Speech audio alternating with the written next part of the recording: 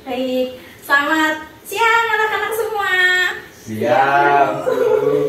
Oke, ketemu lagi dengan Ibu ya, jangan bosan ya. Baik, hari ini kita akan belajar tentang kehamilan dan teknologi sistem reproduksi. Nah, sebelum kita belajar, marilah kita mulai berdoa terlebih dahulu ya. Berdoa dipersilahkan. Baik, berdoa selesai. Yuk, next, operator. Baik, sebelum memulai materi, kita lihat kompetensinya dulu ya. Nah, jadi untuk kompetensi dasarnya sama seperti minggu lalu, menganalisis hubungan struktur jaringan penyusun organ reproduksi dengan fungsinya dalam sistem reproduksi manusia, kemudian menyajikan hasil analisis tentang dampak pergaulan bebas, penyakit, dan kelainan pada struktur dan fungsi organ yang menyebabkan gangguan sistem reproduksi manusia, serta teknologi sistem reproduksi. Nah, untuk apa yang akan kita pelajari hari ini adalah dari 3 indikator ini, yaitu menganalisis proses stabilisasi dan pembelahan yang menginisiasi perkembangan embrio, menganalisis proses pembentukan embrio dimulai dari blastulasi, gastrulasi, organogenesis hingga perkembangan embrio dan proses kelahiran. Kemudian yang terakhir, menganalisis berbagai teknologi modern yang membantu dalam mendeteksi kelainan serta alat kontrasepsi untuk mengontrol kehamilan. Next. Nah, untuk materinya ada ini, fertilisasi dan implantasi. Kok salah ya? Kayaknya mau kudu ngelusik ya. Apa jenenge? Kok dikat ya, Pak ya? Astagfirullah. Ya. Berarti menu. Ya. Kalau mengatur dikat tuh mau. Nah, selanjutnya kita lihat pengantarnya. Nah, ini kan ada gambar ya. Ini meme ya, kayak jokes gitu ya. Menurut anak-anak nih, ada yang paham nggak sih ini hubungannya apa? Kok ada gambar ini, ada gambar ini, ada gambar ini, ada gambar ini tuh apa sih hubungannya? Yuk, tunjuk jari. Saya, Bu. Oh iya, silakan. Mungkin saling berhubungan tapi kurang paham juga sih. Saya nggak paham ya. Tapi Iya. saling berhubungan gitu ya? Iya, kan kalau itu telur. Iya, terus Tapi yang lain nggak tahu. Iya. Oke, mungkin ada yang lain yang tahu? Kok krik-krik ya? Nggak ada yang tahu ya? Baik, Ibu jelaskan ya. Ini kan tulisannya Human Starter Pack. Nah, berarti kan ini kayak apa sih yang membentuk manusia itu? Kalian kan manusia ya, pasti bukan alien kan ya? Nah di sini kan ada gambar. Ini bukan bulan ya. Ini adalah sel telur, dilihat dari mikroskop. Kemudian ini adalah sperma, dilihat dari mikroskop itu bentuknya seperti ini. Kemudian ini ada plasenta, terus ini ada uterus. Nah, manusia itu bisa tumbuh itu karena ada pergabungannya dari ini sama ini bergabung, kemudian berkembangnya itu di sini, di uterusnya manusia, di rahim. Kalau kalian nggak tahu bahasa Indonesianya, di rahim di sini selama 9 bulan. Nanti lahir menjadi bayi dan besar menjadi kalian ini. Jadi kalian itu asalnya dari ini ya. Paham? Paham. Oke, lanjut ya. Next.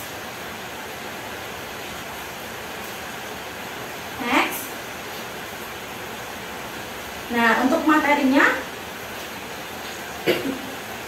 nah ini yang pertama ada fertilisasi dan implantasi. Ini ada gambar lagi nih ya, yang sel sperma ya tadi. Everyone started life a winner. Ada yang tahu nggak artinya apa? Yuk. Iya, silakan. Iya.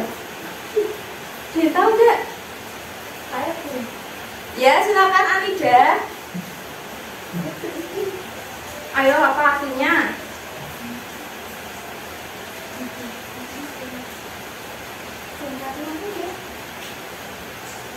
Karena dari Iya, silakan.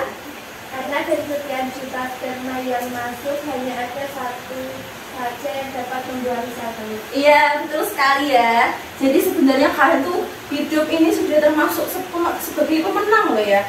Kalian itu berlomba-lomba dari sekian banyak sperma yang masuk, dan kalian yang hanya berhasil memasuki sel telur dan kalian tumbuh menjadi perempuan dan laki-laki yang cantik dan tampan seperti saat ini ya.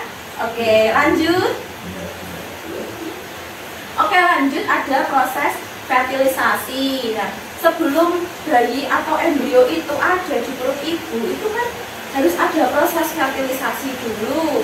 Nah, proses fertilisasi ini dimulai, nih ini kan sperma. Dia itu mencapai sel telur, ini kan ovum ya. Ini segini itu ovum sel telur. Nah, dia masuk ke ovum itu melalui reaksi akrosomal. Ini bagian sini itu akrosom. Akrosomnya pada sel sperma ini mengalami reaksi akrosomal dan dia itu mampu menembus ke zona pellucida ini zona pellucida.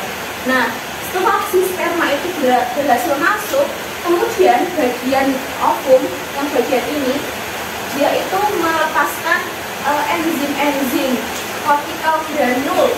Nah, cortical granule ini berfungsi untuk mengunci area pellucida ini supaya sperma lain itu nggak masuk lagi.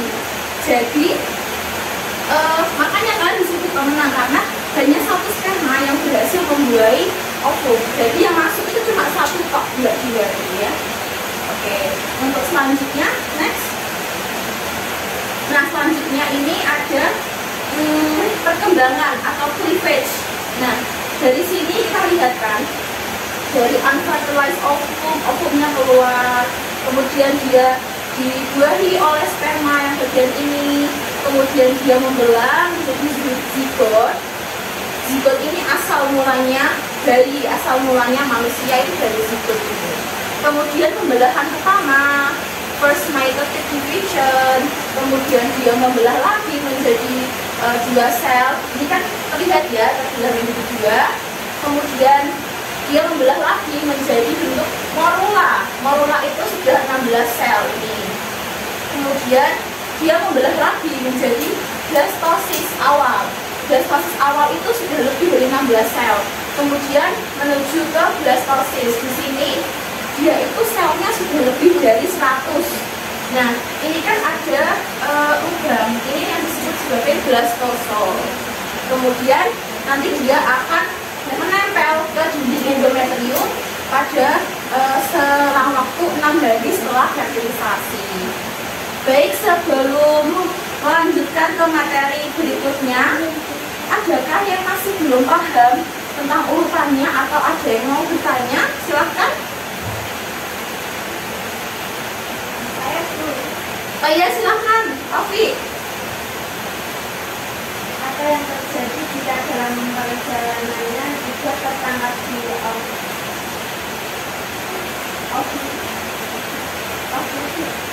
Ya. Oh, jadi apa yang akan terjadi jika zigot ini terperangkap di ovidum ya? Oke, pertanyaannya bagus sekali. Sebelumnya ada yang mau mencoba menjawab? Gak ada? Gak ada? Oke, dijawab ya.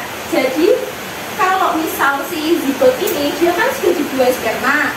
Nah, dia mau masuk ke perjalanannya itu mau ke sini, tapi dia terperangkap di ovidum karena ovidum kan salurannya sempit ya. Dia terperangkap di sini, dia nggak bisa jalan. Nah, kira-kira apa yang terjadi? Nah, itu terjadi yang disebut dengan kehamilan ektopik, atau mungkin ada yang pernah dengar yang disebut dengan hamil anggur? Belum pernah dengar hamil anggur? Nah, ini disebut dengan hamil anggur. Jadi si ovidum si zigot ini akan berkembangnya tuh di sini. Padahal seharusnya kan di sini ya. Nah, kalau berkembang di sini, berarti kan nanti akan memunculkan pendarahan. Terus nanti ibunya sakit, terus harus dioperasi ya, seperti itu. Paham? Oke, paham ya. Next. Selanjutnya kita beralih ke materi morfogenesis dari gastrulasi. Nah, di gastrulasi ini yang kita lihat tadi kan ini ya, ini adalah blastosis yang sudah membelah sampai 100 sel lebih. Dia itu belum nempel di endometrium, dia masih melayang-layang. Nah, kemudian pada fase 7 hari setelah fertilisasi, barulah si blastosis tadi itu akan nempel atau terikat di endometriumnya itu. Nah, bagian sini ada tropoblast. Tropoblast itu nanti akan memanjang kayak bentuk akar, dia akan nempel di dinding endometrium. Kemudian ini ada hypoblast dan juga ada epiblast. Next. Nah, selanjutnya ini barulah proses gastrulasinya itu dimulai. Kalau yang sebelumnya tadi itu masih proses implantasi, jadi si blastosis tadi itu nempel gitu, tertanam di endometriumnya. Nah, ini baru proses gastrulasi. Jadi gastrulasi itu disebut sebagai proses pembentukan 3 lapisan tubuh. Jadi kalian itu sebenarnya terbentuk dari 3 lapisan tubuh ya. Ada bagian ini ectoderm, kemudian ada bagian endoderm, dan juga bagian mesoderm yang tengah. Nah, ini bisa dilihat di bagian ini. Nah, ini kan semakin menjalar, dia akan semakin kuat menempel di endometriumnya. Kemudian mulai terbentuk extra embryonic membranes, jadi ada membran-membran lain yang terbentuk. Kemudian ada epiblast, kemudian ada hypoblast. Nah, beralih ke sini, si epiblast ini nanti dia kan sel-sel, dia akan membentuk 3 lapisan. Jadi yang paling atas itu dia akan membentuk ectoderm, terus yang paling atas ectoderm, dan sebagiannya itu masuk seperti ini. Jadi alirannya itu seperti ini. Ke tengah itu jadi mesoderm, kemudian ke paling bawah itu jadi endoderm. Nah, si ectoderm, mesoderm, sama endoderm ini nantinya akan menjadi kulit, akan menjadi otak, menjadi jantung, menjadi saluran pernafasan, pokoknya seluruh organ tubuh kalian. Nah, untuk lebih lanjutnya nanti kalian bisa mempelajarinya ketika kalian belajar mata kuliah embriologi, ya, itu dijelaskan sangat rinci di situ. Untuk sekarang kita belajar secara umumnya saja, ya. Next. Selanjutnya ada perkembangan embrio dan janin. Nah, bayi itu nggak langsung gede kayak gini loh. Bayi itu mulainya dari zigot kan, seperti yang sudah Ibu bilang tadi. Pada minggu pertama zigot, kemudian dia berubah menjadi morula, kemudian dia mengalami implantasi, dia nempel di dinding rahim, kemudian di minggu kedua dia akan fully implanted, sudah benar-benar terimplantasi dinding rahim, dan pada minggu kedua ini terbentuk pilar-pilar embrio atau 2 lapis. Kemudian dia akan membentuk otak, kemudian tulang belakang. Jadi yang pertama terbentuk itu otak, sistem syaraf, tulang belakang. Kemudian di minggu ketiga nanti terbentuk jantung. Kemudian minggu keempat itu mulai ada plasentanya ini. Kemudian minggu kelima sudah mulai terbentuk bentuknya seperti huruf C. Kemudian minggu ke-6 ini sudah ada mata, sudah ada telinga. Minggu ke-7 sudah ada saluran pernafasan dan juga pencernaan. Dan minggu ke-8 ini sudah mulai terlihat organ seks, kayak kelaminnya gitu ya. Jadi kan kehamilan itu ada 40 minggu atau 90 bulan ya. Nah, itu dibagi lagi menjadi beberapa trimester, 1 sampai 2 trimester kan ya. Nah, setelah itu setiap trimester itu perkembangannya beda-beda gitu ya. Di minggu ke-8 ini kita bisa melihat bayinya itu sudah punya alat kelamin, sudah bisa dilihat di USG. Ini lagi apa perempuan itu sudah bisa kelihatan. Kemudian di minggu ke-16 ini sudah mulai muncul folikel-folikel rambut, sudah kelihatan kan ini. Kemudian minggu ke-20 sampai 36 ini sudah mulai terlihat seperti bayi yang benar-benar bayi. Nah, dari minggu 8 sampai ke 38 ini disebut sebagai perkembangan fetal, fetus, janin. Kemudian yang minggu ketiga, pokoknya yang trimester pertama itu disebut sebagai perkembangan embrio. Jadi dia belum terjadi, belum janin, masih embrio gitu ya. Next. Nah, ini ya perkembangan embrio dan juga janin. Ini plasenta yang tadi, plasenta itu ini ya, dia itu terbentuk dari hubungan antara tropoblas dan juga dinding endometrium membentuk plasenta. Ini tuh kalau kalian tahu pas ada ibu-ibu melahirkan itu kan ari-ari. Nah, ari-ari itu plasenta yang dikuburkan. Jadinya batir, kalau orang Jawa bilang itu batir. Nah, ini itu fungsinya untuk memberikan oksigen, kemudian makanan, kemudian hasil pencernaannya si bayi atau waste produknya bayi ke ini salurannya ini. Jadi ini adalah tali pusarnya, ini adalah plasentanya. Bisa dilihat ini. Jadi darah dari ibu ke sini, darah dari bayi ke sini, pokoknya bolak-balik dan terjadi pertukaran di sini secara kimiawi. Nah, kita istirahat dulu, nonton video dulu ya, sebentar ibu akan putarkan.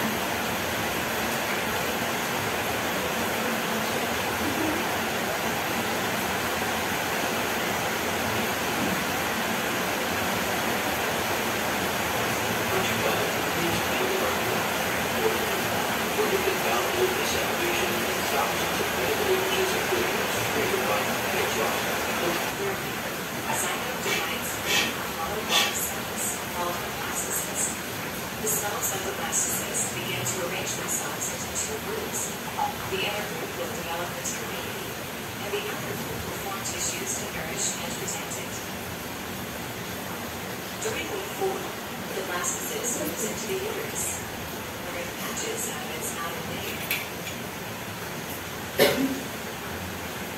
Once freed from this outer layer, the blastocyst can embed itself in the Nah, ini proses implantasi ya. Jadi dia sudah menjadi, ini kan blastosis. Nah, dia terimplantasi atau nempel. Nah, ini minggu ke 5-10, masa embrionik, belum jadi janin.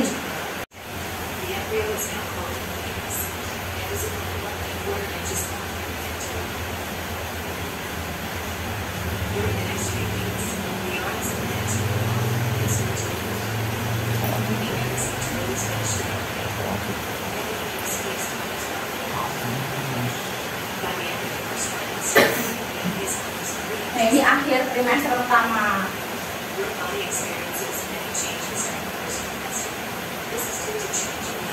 Nah, trimester pertama itu tubuh seorang ibu itu berubah. Jadi dia tuh hormonnya juga berubah.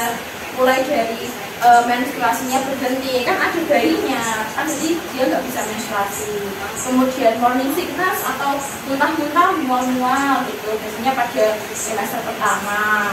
Kemudian ini mood swing, kadang-kadang marah, kadang-kadang bahagia, kadang-kadang ngamuk, seperti itu ya. Ngidam, ini juga terjadi pada trimester awal.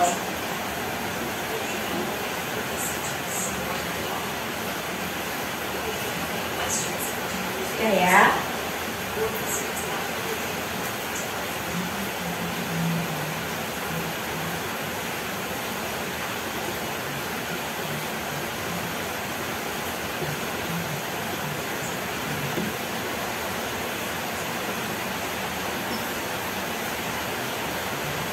Baik, kita lanjutkan ya.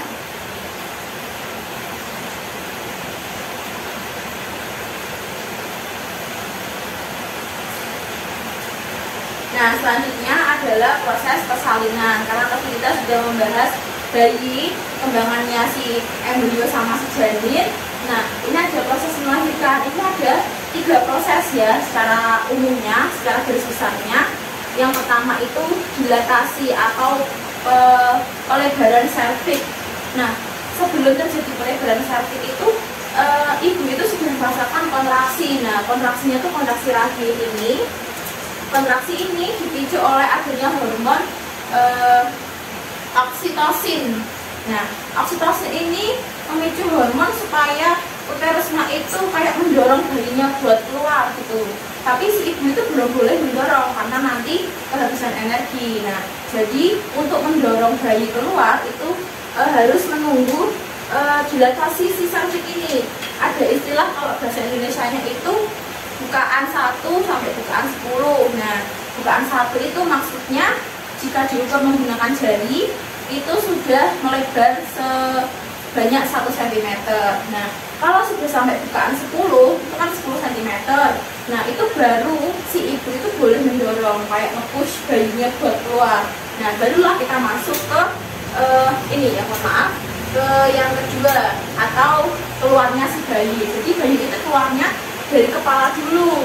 Kalau dari kaki dulu itu nggak normal, namanya bayi sungsang kalau dari kaki dulu. Jadi dari kepala dulu, baru setelah itu mengikuti bahunya salah satu dulu, kemudian nanti barulah badan dan kakinya itu mulai keluar. Kemudian yang ketiga, plasentanya setelah si bayi itu keluar, baru plasenta itu ikut keluar. Sudah selesai ya. Untuk lebih jelas kita lihat video ya.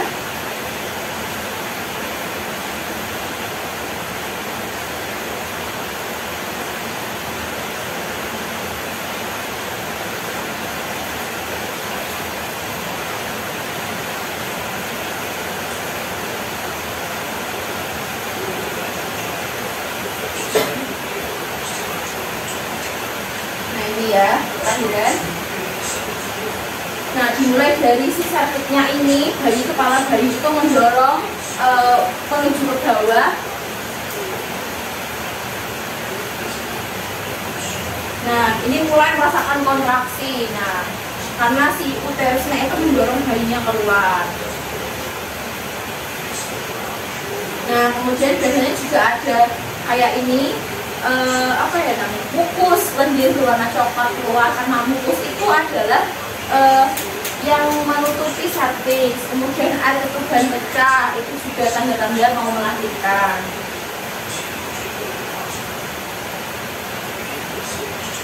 Nah mulai dari fase kedua, nah itu sudah bukaan 10-an ya. Nah ibu boleh mendorong. Nah dia mendorong bayinya keluar mulai dari kepalanya melalui cervix. Nah seperti ini bisa dilihat. Nah kepala bayi itu langsung terputar ke bagian belakang seperti ini, kemudian dia akan keluar. Nah pas keluar, nah ini uterus itu berfungsi sebagai pendorong aktif untuk ikut mendorong bayinya keluar. Nah pas keluar ini kepala bayi itu akan jadi kayak lonjong gitu ya, seperti lonjong karena mengikuti alur keluarnya tadi. Nah ini kalau sudah terlihat seperti ini, bagian sini itu akan dibuat potongan oleh dokter. Makanya kalau ibu bayi habis lahiran itu kan dijahit ya, karena itu dipotong supaya kepala bayinya itu bisa muat keluar seperti itu. Nah ini, nah elongated head shape, jadi kepalanya itu jadi kayak lonjong gitu. Nah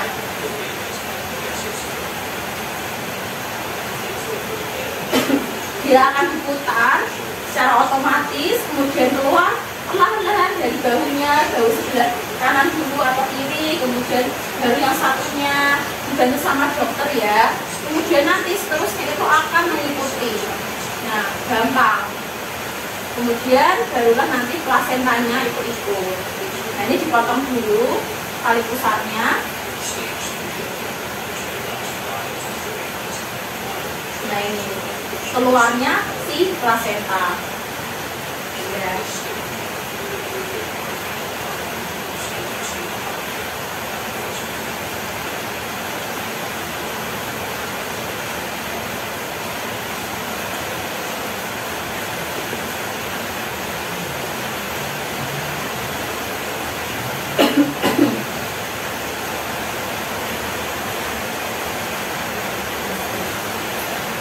Nah selanjutnya kita ke materi teknologi sistem reproduksi ya.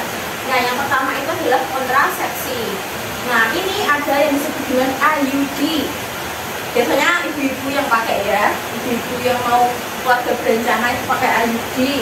Ini tuh dimasukkan ke uterus. Jadi dia itu fungsinya untuk mencegah sperma supaya sperma itu bisa berenang ke sini. Nah ini kayak ada pencegahnya itu. Nah dia itu ditutup pakai ini. Ini disebut dengan IUD, punya seperti ini. Kemudian ini ada pil KB.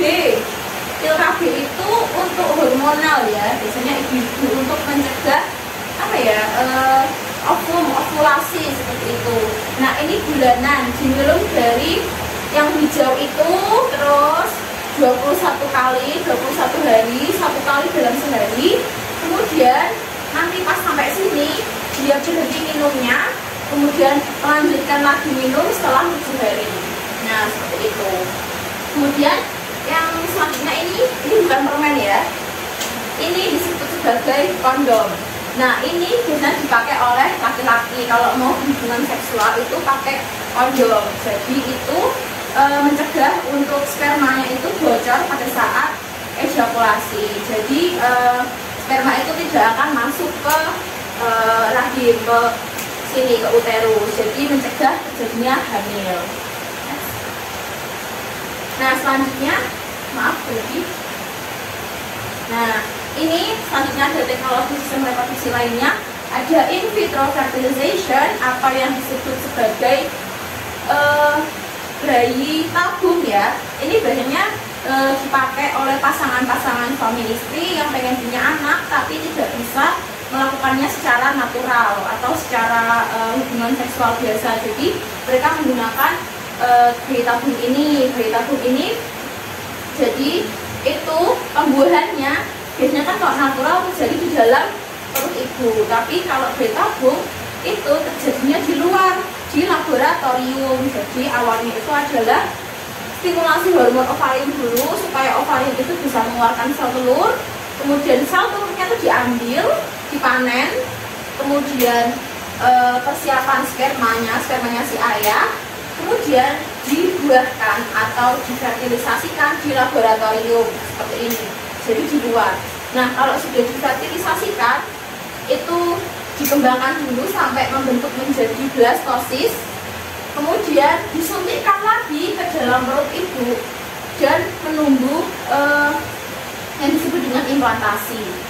Nah ini secara mikroskopiknya ya. Jadi ini tuh sel telur, terus ini tuh pinset,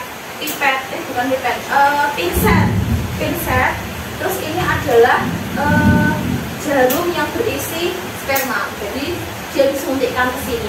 Yang menyuntikkan itu manusia, makanya ini disebut sebagai bayi tabung, bukan bayi yang natural. Adakah pertanyaan mengenai bayi tabung? Silakan. Oh iya, silakan. Anida bertanya. Apakah bayi tabung selalu berhasil?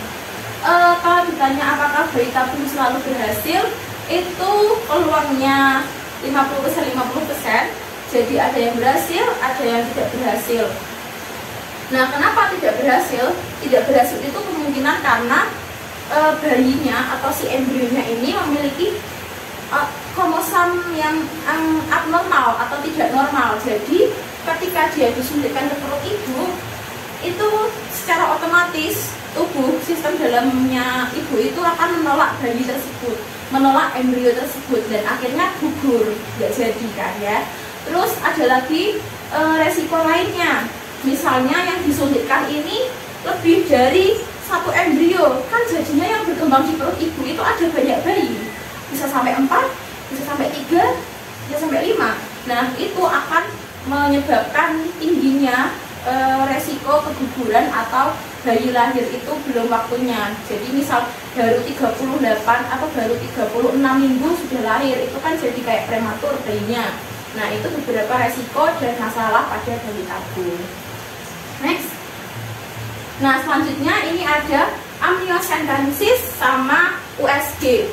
Kalau USG mungkin kalian sudah pernah dengar ya, sudah sering mendengar ya USG. Nah kalau amniocentesis ini, nah ini kan kalian bisa lihat, ini ada kayak USG-nya, kemudian ini ada suntikan dan jarum khusus. Nah ini dia akan dimasukkan atau disuntikkan ke perut ibu nanti untuk mengambil cairan ketuban, amnion fluid di bayinya ini. Nah, amnion fluidnya ini diambil lewat ini, terus nanti dianalisis kromosomnya.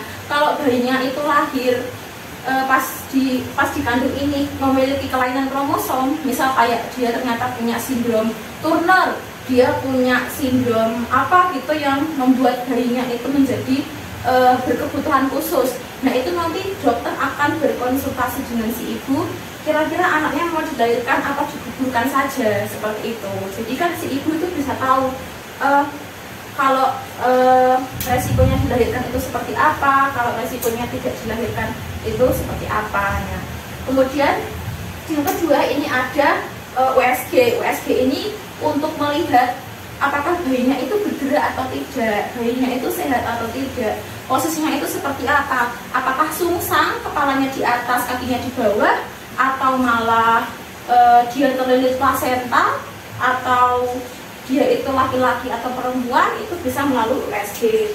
Nah ini yang transvaginal ya, jadi USG-nya itu dimasukkan melalui vagina atau bisa juga lewat perut, jadi kayak seperti ini ada gel terus dioles-oleskan di perut gini, terus dilihat lewat layar monitor seperti itu. Next. Nah oke, untuk materi hari ini sudah selesai ya, cukup singkat, kemudian tidak terlalu banyak juga. Sebelum ibu akhiri, adakah yang mau menyimpulkan apa yang sudah kita pelajari? Oke, silakan. Pertama, fertilisasi merupakan proses meleburnya sel telur atau oosit sekunder dengan sperma. Kedua, desterulasi adalah proses perubahan atau proses lanjutan setelah pembelahan di mana blastosit menjadi embrio 3 lapisan. Next, apa lagi? Kehamilan dimulai saat blastosit sudah menempel pada endometrium. Kehamilan berlangsung dan selama 40 minggu atau 3 trimester.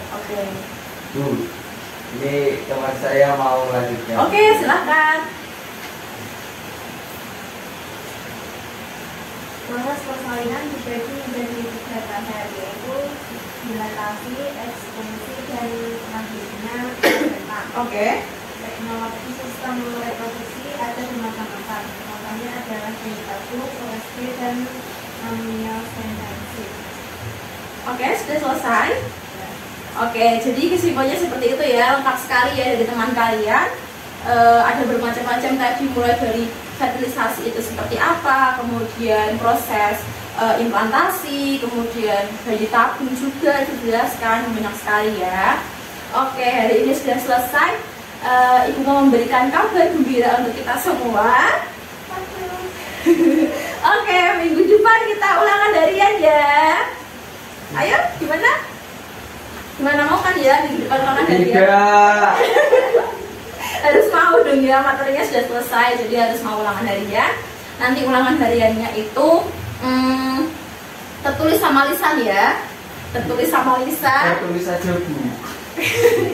Harus sama lisan dong ya, nanti ibu tanya satu-satu ya. Silakan dipersiapkan baik-baik, jangan sampai mencontek. Kalau mencontek nanti langsung auto, kalian nggak kasih nilai, ulang lagi dari awal ya. Paham? Baik ya. Untuk tugas mandirinya nanti ibu share ya, lewat Google Classroom, nanti ibu share. Nanti dikerjakan waktunya 1 minggu. Jadi pas ulangan itu kalian sambil mengumpulkan tugas kalian di Google Classroom itu sudah ada gitu ya. Kalau belum ada tugasnya belum boleh ulangan. Paham? Sing semangat dong, semangat. Sudah selesai ya. Terima kasih atas waktunya hari ini. Kalian sudah sangat baik sekali, pertanyaannya juga bagus-bagus, menyimak dengan baik, tidak ramai juga. Terima kasih. Ibu akhiri, sekian. Sebelum mengakhiri, mari kita berdoa terlebih dahulu ya. Berdoa, silahkan. Baik, berdoa selesai. Terima kasih. Sampai jumpa minggu depan. Dipersiapkan yang baik ya. Selamat pagi menjelang siang. Dah.